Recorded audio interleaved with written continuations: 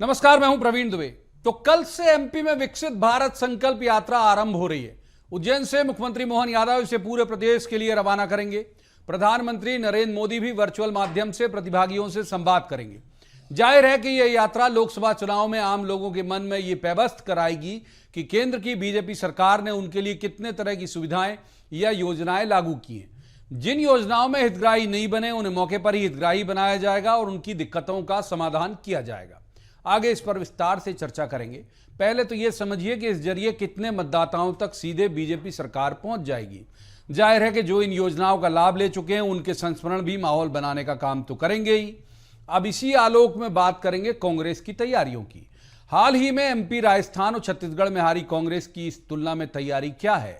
वहां अभी यह तय नहीं है कि नेता कौन होगा, नीतियां क्या होंगी, क्योंकि जिस ओबीसी को बड़ा गेम चेंजर मानकर राहुल गांधी और प्रियंका गांधी विधानसभा चुनाव में माहौल बनाने का प्रयास कर रहे थे, उस वर्ग ने इन चुनावों में तो उन्हें नकार दिया। जिस विपक्ष के गठबंधन में कांग्रेस मजबूत दावेदार के तौर पर शरीक होना चाह रही थी, यानी इंडिया गठबंधन, उसने भी आंखें तरेरना शुरू कर दी। तो लोकसभा चुनाव में कांग्रेस की मुश्किलें कितनी हैं, खासतौर पर एमपी में, क्योंकि यहां अभी तक तो यह तय नहीं हो पाया कि क्या कमलनाथ ही कंटिन्यू करेंगे या कोई नया नाम आएगा। नेता प्रतिपक्ष कौन बनेगा यह भी तय नहीं है। कांग्रेस ने विधानसभा चुनाव में भी ओवर कॉन्फिडेंस दिखाया। उसे लगा कि जनता उसे जिता देगी और उसने वैसी मेहनत नहीं की जैसी अपेक्षित थी। तो आज बात करेंगे इसी की कि लोकसभा चुनाव को लेकर दोनों दलों की तैयारियां क्या हैं। क्या कांग्रेस इस हार से सबक लेकर लोगों के घर घर तक पहुंचने की कोशिश करेगी? यदि कोशिश करेगी भी तो पहुंच भी पाएगी या नहीं? सबसे बड़ा सवाल यह कि मोदी के मुकाबले किसके नाम को सामने रखकर कांग्रेस मुकाबले में आएगी। बहुतेरे सवाल जिन्हें लेकर एक खास पैनल के पास जाएंगे और कहेंगे कि जवाब तो देना होगा। लेकिन रस्मन सबसे पहले आपको दिखाते हैं एक रिपोर्ट, देखिए।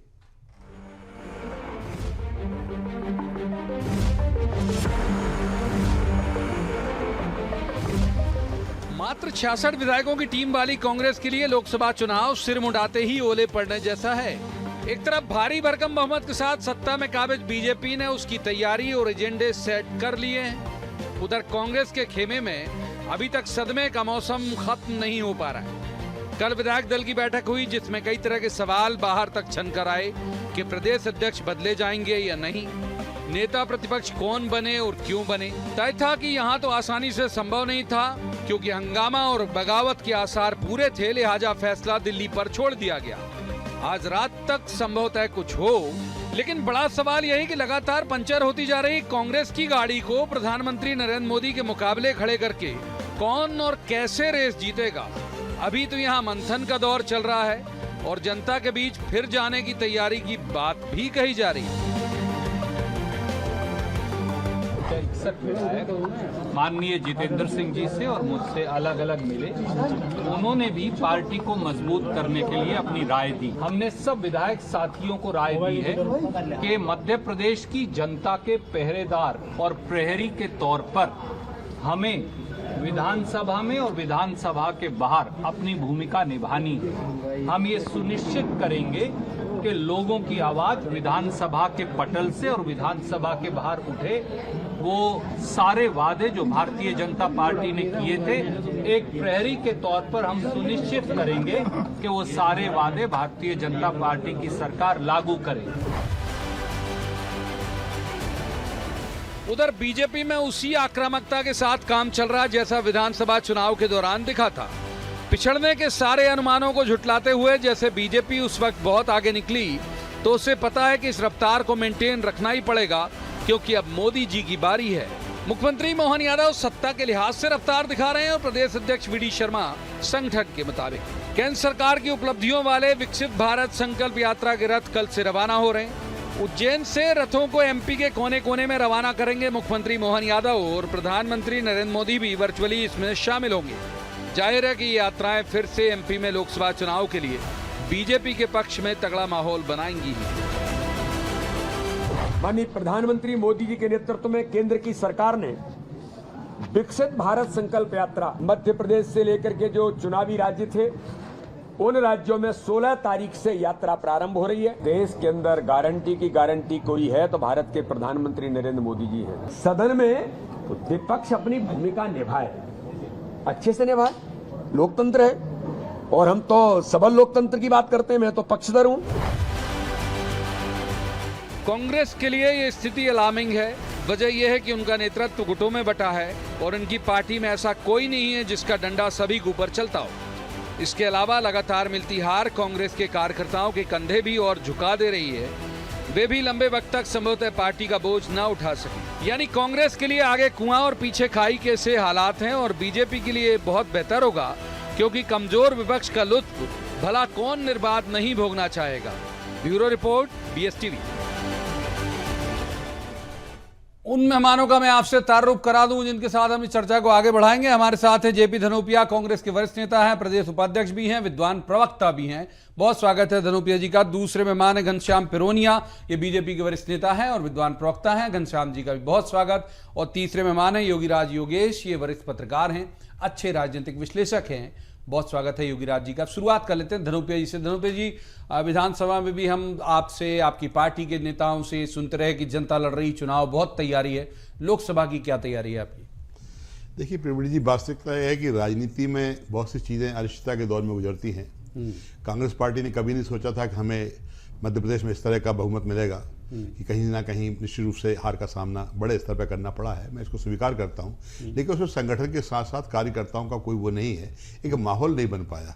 जिस तरह की तैयारियां की गई थी, जिस तरह का एक वातावरण निर्मित किया गया था, हमने मंडलम के अधिकारी किए थे, सेक्टर अधिकारी नियुक्त किए थे, बिला के जो है BLA नियुक्त किए थे, मतदाता सूची को काम की, सारी चीज़ों को करने के बाद भी कहीं ना कहीं कमी रह गई और ये परिस्थिति इस तरह की सामने बनी है। तो वो तो स्वीकार योग्य है। जनता का जनादेश है, वो सुधारी है। आदरणीय कमलनाथ जी ने साफ कहा कि जनता ने जो कहा है हम उसे स्वीकार करते हैं। लेकिन जहाँ तक अभी आपने जो बात कही है कि लोकसभा की तैयारियों के लिए, तो निश्चित रूप से राजनीति में कभी हार नहीं मानना चाहिए, बिल्कुल हार मानकर नहीं बैठ जाना चाहिए। हमें हर बात के लिए हार के बाद ही जीत है और जीत के बाद हार है, ये सारी परंपराएं चलती रहती है। उसी परिणति को लेकर काम करेंगे। निश्चित रूप से मध्य प्रदेश में 29 लोकसभाएं हैं, उसमें 28 भारतीय जनता पार्टी के पास है, एक कांग्रेस पार्टी के पास है। हम प्रयास करेंगे कि ज़्यादा से ज़्यादा लोकसभा क्षेत्रों में कांग्रेस पार्टी को बढ़त मिले, जीत हासिल हो। निश्चित रूप से उसके लिए हमारी प्रक्रिया वही होगी।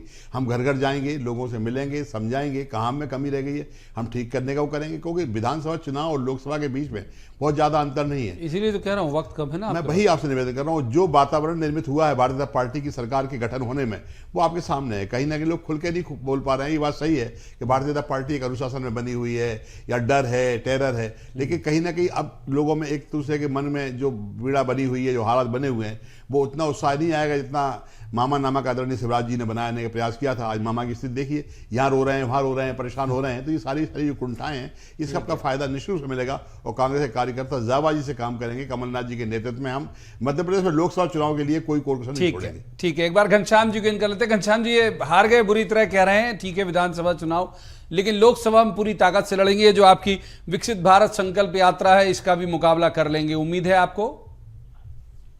देखिए धनोपिया जी हमारे बड़े भाई साहब हैं और अभी वो कह रहे थे कि मामा कहीं आंसू निकाल रहे हैं, कहीं रो रहे हैं। रोने का काम भारतीय जनता पार्टी का और उनके नेताओं का नहीं है, रोने का काम कांग्रेस का और उनके नेताओं का है। और इसलिए मैंने कल अखबारों में पढ़ा कि आदरणीय कमलनाथ जी तो विधायक दल की बैठक में भी नहीं पहुंचे। जब ये मैदान में अभी भाग रहे हैं तो चुनाव 4-5 महीने बाद है, तो ये कहां भागेंगे इसका इससे अंदाज लगाया जा सकता है। और इसलिए भारतीय जनता पार्टी पूरी शिद्दत के साथ कोई भी चुनाव हो, चाहे वो नगर पालिका का चुनाव हो, नगर निगम का चुनाव हो, विधानसभा का चुनाव हो, चाहे हमारा लोकसभा का चुनाव हो, कोई भी चुनाव हो, भारतीय जनता पार्टी का एक एक कार्यकर्ता, शीर्ष नेतृत्व से लेकर के बूथ स्तर तक का कार्यकर्ता शिद्दत के साथ चुनाव को चुनाव की तरह लड़ता है। और वो चुनाव हम कैसे जीते? विद्यार्थी परीक्षा में बैठा है तो विद्यार्थी परीक्षा में पास कैसे हो, और उसके लिए हम क्या क्या कर सकते हैं, वो हम करने का प्रयास करते हैं। और आप देखेंगे कि जैसे 2023 के विधानसभा चुनाव में कांग्रेस का सुपड़ा साफ हुआ है, प्रचंड बहुमत से भारतीय जनता पार्टी की सरकार बनी है, वैसे ही प्रधानमंत्री नरेंद्र मोदी जी के नेतृत्व में 24 के चुनाव में भी अभी तो एक सीट इनकी बची थी, वो भी इनसे छीन ली जाएगी और पूरे के पूरे मध्य प्रदेश में भारतीय जनता पार्टी का कमल का फूल लहराएगा और नरेंद्र मोदी जी के नेतृत्व में देश हमारा विश्व के और उच्च पटल पर जाएगा। आऊंगा घनश्याम जी, वक्त है, आऊंगा तीसरे मेहमान को इन करते। योगी राज जी, ये बात सही है कि अगर हम देखें तुलनात्मक तरीके से, पहले भी हम, अगर आप हमारे साथ कई बार बैठे, विधानसभा चुनाव के वक्त भी हम ये बात कहते थे कि टिकट वितरण से लेके कैंपेन की आक्रामकता तक में बीजेपी आगे थी, लेकिन ये लगता था कि पता नहीं शायद कांग्रेस आगे निकल जाए या बीजेपी उतना ह्यूज मैंडेट ला पाएगी कि नहीं, ला के इन्होंने दिखा दिया। अब तो लोकसभा में तो बिल्कुल क्लियर जैसा दिखता है कि भाई इतनी आगे बीजेपी है। किसे आप तुलना कैसे करते हैं आप दोनों की? देखिए प्रवीण जी, एक बात है, जब विधानसभा चुनाव के 4-5 महीने पहले जब स्थितियां थी तो बिल्कुल ऐसा लग रहा था कि भारतीय जनता पार्टी बहुत पीछे है। और ये जो मैसेज पार्टी में गया, इसी मैसेज ने पार्टी को खड़ा कर दिया। हाँ, तेजी से खड़ा किया। पूरी पार्टी ने इसी मैसेज के तहत पूरी अपने स्टेप्स उठाए। और ये आप देखिए कि जैसे जैसे चुनाव नजदीक आता चला गया, भारतीय जनता पार्टी लीड करती चली गई। कैंडिडेट डिक्लेरेशन उन्होंने तो कई सीटों पर तो एक महीने पहले कर दिया था, बिल्कुल कर दिया था। और इसके बाद जो उनकी स्ट्रेटेजी बनी, पूरे दिल्ली के नेता आ गए थे कैंपेनिंग में, मतलब इनकी तुलना में इनके लीडर आके रैली करते थे, वो कैंप करते थे आके। बिल्कुल सही बात है। आप देखिए प्रधानमंत्री ने यहाँ 1.5 दर्जन से ज्यादा रैलियां की, मतलब राहुल गांधी, प्रियंका गांधी से ज्यादा उन्होंने रैलियां की। तो उनके लिए मध्य प्रदेश एक टॉप प्रायोरिटी पे इस बार उन्होंने माना। भारतीय जनता पार्टी और उसके आलाकमान ने माना कि इस बार यदि मध्य प्रदेश यदि हाथ से निकल गया तो यह पक्का मान के चलिए इसका मैसेज, कर्नाटक में इतना नुकसान नहीं हुआ, लेकिन मध्य प्रदेश में यदि वो लूज कर जाती बीजेपी तो इसका मैसेज दूर तक जाता, और जो इंडी गठबंधन अभी इधर उधर बिखरा हुआ है वो एक साथ आ जाता। इसी खतरे को भांपते हुए सारे के सारे लीडर एक हुए और पूरी ताकत के साथ चुनाव लड़ा। और चुनाव के दौरान कहीं कोई इफ बट या बड़े बड़े नेताओं के बीच टकराव होते हुए टकराव नहीं दिखा। ये एक बहुत बड़ी विशेषता भारतीय जनता पार्टी की रही।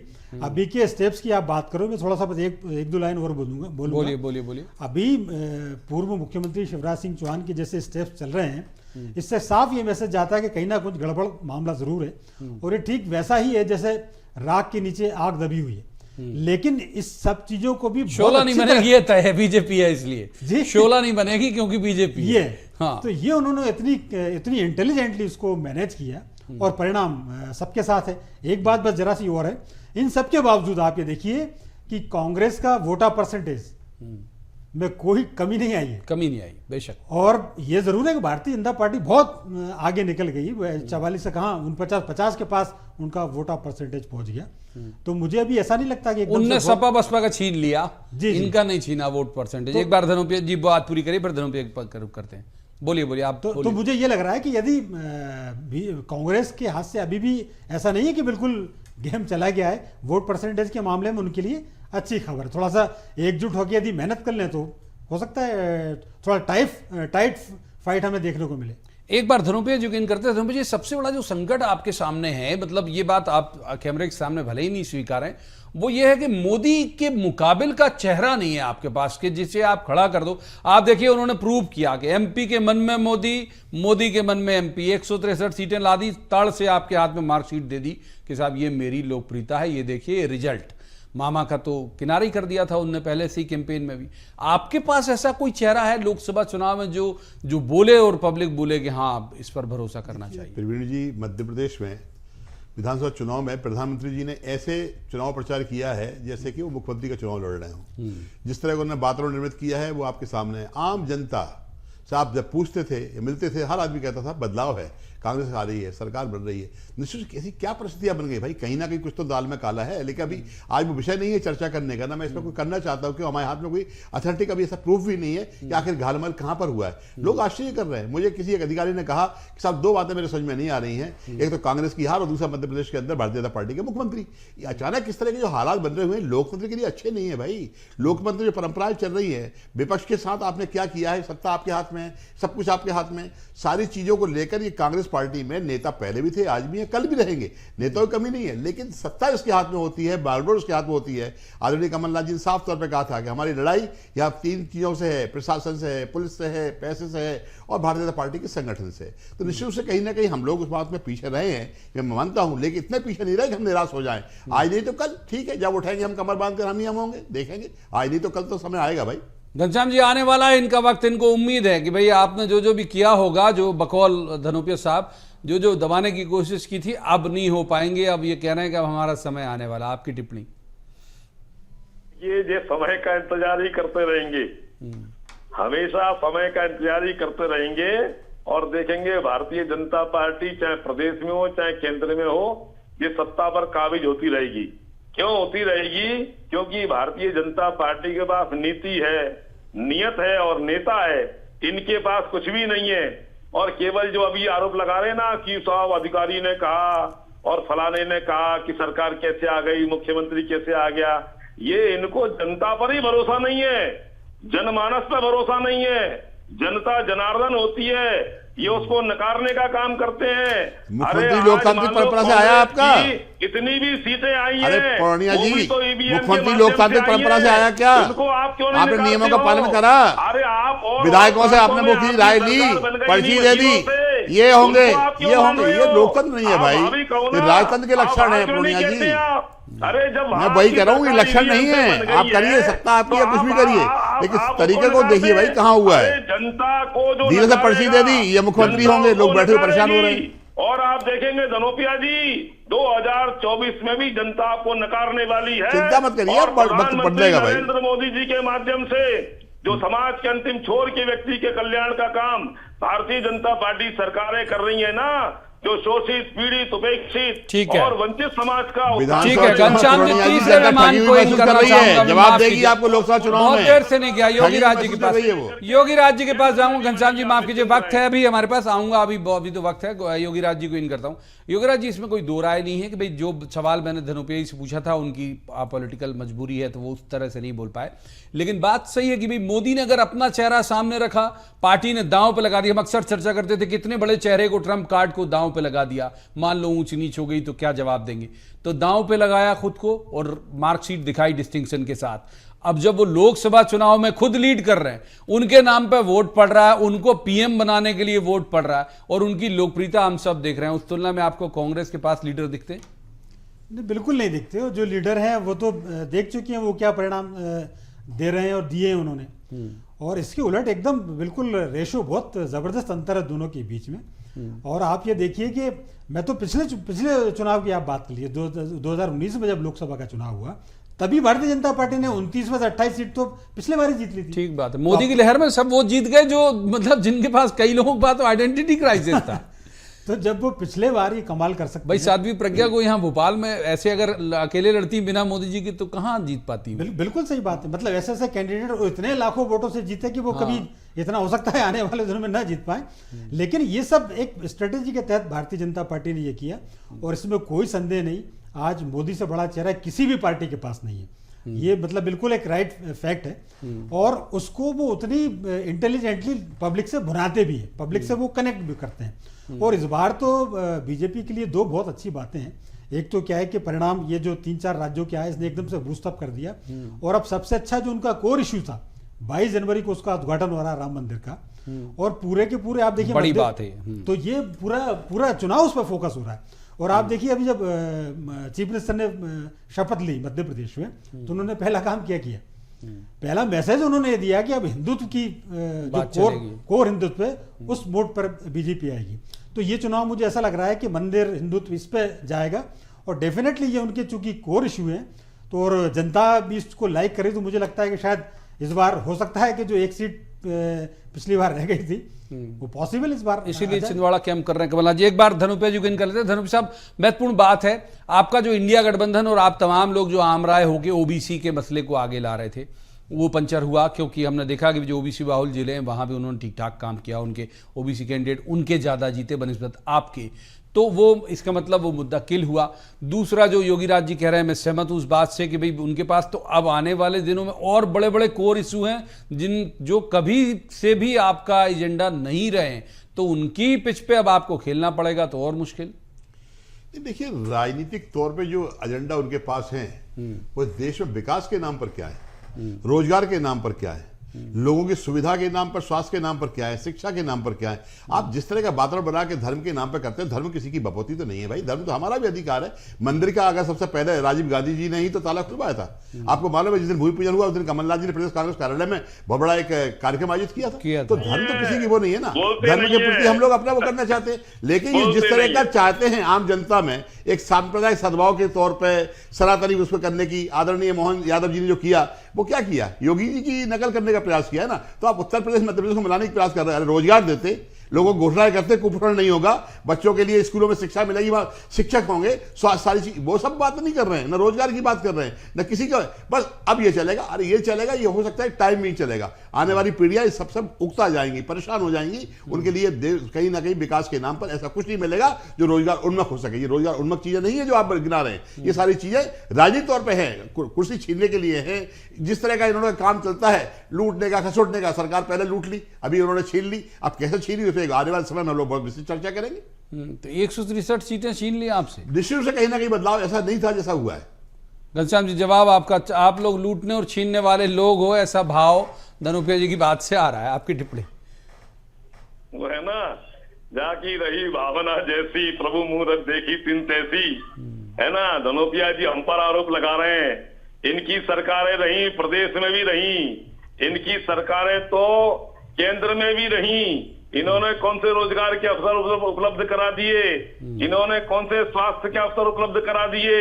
और आज आप देखेंगे स्वास्थ्य के क्षेत्र में, शिक्षा के क्षेत्र में और रोजगार से लेकर के अन्य विकास के जो काम हो रहे हैं वो भारतीय जनता पार्टी की सरकारों के ही माध्यम से हो रहे हैं धनोपिया जी। और आप देखेंगे आज आप बैठे हो, कांग्रेस की देन है। जिन स्कूल में मोदी जी पढ़े हैं, शिवराज जी पढ़े और आप पढ़े, वो सब कांग्रेस की देन है। जिस हॉस्पिटल में आपकी नर्सिंग हुई होंगी देवरी, वो सब कांग्रेस की देन है। जो सड़कों पे चल के आप यहाँ तक पहुंचे, वो कांग्रेस की देन है। पंचवर्षीय योजना बनी, कांग्रेस की देन है। कल कारखाने बने, कांग्रेस की देन है। कांग्रेस ने बहुत कुछ किया। आज आप बातें आ रही है, खड़े खड़ा प्लेटफॉर्म में खड़े होकर बोलना बड़ा आसान होता है, प्लेटफॉर्म बनाना नहीं आता है। आपको बाहर निकालती रहेगी। मैं वही तो आपसे कह रहा हूँ, वक्त की बात है, बदलाव है, समाज के बदलाव तो समय की प्रक्रिया है भाई पूर्णिया जी। किया है प्रधानमंत्री, कल हम थे, आज आप हैं, कल आप नहीं होंगे, हम होंगे, कोई और भी होगा। सबका विश्वास, इस हिसाब से हम चलते हैं। हम तुष्टीकरण की नीति नहीं करते हैं, तुष्टीकरण नहीं करते और क्या करते हैं, विशेष को साधने का काम नहीं करते। अभी हम योगी जी की नीतियों को आगे बढ़ा रहे हैं और कह रहे हैं तुष्टीकरण नहीं करते। बहुत अच्छे, मंदिर वहीं बनाएंगे तो आप लोग हंसी उड़ाते थे जी। नहीं, मंदिर में भूमिका कांग्रेस पार्टी की रही है। आदरणीय राजीव गांधी जी ने ताला खोला है इस मंदिर का, जिसको आप लोगों ने जाके रखा हुआ था। आज धारा 370 हटा करके देश में अमन चैन लाने का काम। धारा 370 स्थायी थी नहीं कभी, आपको जानकारी नहीं थी, आपका कसूर है।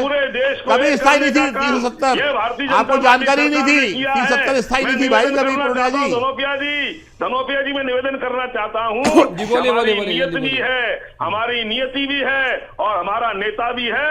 और नेता के दम पर सब समय के साथ बढ़ जाएंगे, चिंता मत करिए, थोड़ा इंतजार करिए, धैर्य रखिए, आने वाला वक्त बदल देगा आपको, आने वाली पीढ़ी बदल देगी। बनने वाली है, इस तरह की राजनीति नहीं करेगी आने वाली तीसरे मेहमान को इन करता हूँ, तीसरे मेहमान को इन करता हूँ, माफ कीजिए घनश्याम जी, रोकूंगा आपको थोड़ा। तीसरे मेहमान को इन कर लेते हैं, हमारे साथ योगीराज जी भी बैठे हुए। योगीराज जी, एक जो बड़ी बात है वो ये है, इस पूरे मसले को देख के अगर अपन हम इसमें देखें तो, कि ये इतनी सारी योजनाएं जो कल से चल रहा है, विकसित भारत संकल्प यात्रा, पहले ये योजनाएं कंठस्थ करा देते हैं, उनके हितग्राही सामने ला देते हैं, लोगों से एक तरह की मैन टू मैन मार्किंग कर लेते हैं अधिसूचना लगने के पहले। अधिसूचना लगने के बाद जो इनका काडर है 3-4 तरह का, यूथ विंग अलग, RSS अलग, युवा मोर्चा अलग, इनकी ABVP अलग, फिर बड़ा संगठन अलग। तो संगठनात्मक दृष्टि से अगर हम देखें तो कांग्रेस उस तुलना में आपको कहीं दिखती है कि वो भी उसी तरह से पहुंच जाए, या लोगों तक रीच उसकी है उतनी, या बाय डिफॉल्ट बनती है कांग्रेस की रीच? नहीं, बिल्कुल नहीं है। संगठनात्मक रूप से कांग्रेस बहुत पीछे है। और आप ये देखिए, इस चुनाव से एक और सबक मिलता है। यदि आप कांग्रेस की बात करें, भारतीय जनता कांग्रेस, सबसे पहले तो कांग्रेस ही नारी सम्मान योजना लागू की थी कि हम 1500 रुपए देंगे।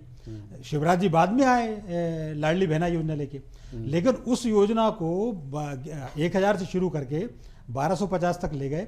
और वो बात को उन्होंने जनता के मन में, लाडलियों के मन में इतनी अच्छे से बैठा दी कि कमलनाथ जी की 1500 वाली योजना जो है वो याद ही नहीं रही। वो याद नहीं रही। हाँ। तो ये जो बातें होती है ना, लोगों को अपनी योजनाएं जनता तक कंठस्थ करा दी, एक तरह से देखा जाए तो वो फिर वोट में तब्दील होती हैं। इसी प्रकार एमएसपी जो उन्होंने घोषित की थी इस बार चुनाव में गेहूं पर और धान पर, उसने बहुत बड़ा रोल प्ले किया। और ये सारी की सारी बातें, जो संगठन की नामक जो बात आती ना, ये जब संगठन के कार्यकर्ता लोगों तक जाते हैं तो उनको इतनी तरह से कंठस्थ तो रटा देते हैं कि लोगों को फिर फूल ही फूल नजर आता है, फिर पंजा कहीं नजर नहीं आता। अच्छा, एक बड़ी बात जरूर इसमें एक और ये भी है कि भाई जो इन्होंने एजेंडा बना, अब तो इंडिया गठबंधन अब मेरी समझ से तो कहीं वजूद में इस तरह से आ नहीं पाएगा, और अगर आएगा तो कांग्रेस अपर हैंड नहीं हो सकती उसमें, क्योंकि अभी से हम देख रहे हैं आंखें तरेरना शुरू कर दिया सब लोगों ने विधानसभा के वक्त भी। तो जब ये गठबंधन नहीं है, ये गठबंधन ने थोड़ा बहुत परेशान किया था बीजेपी को कि यार ये बड़े हो जाएंगे तो क्या लोकसभा में मुश्किल करेंगे।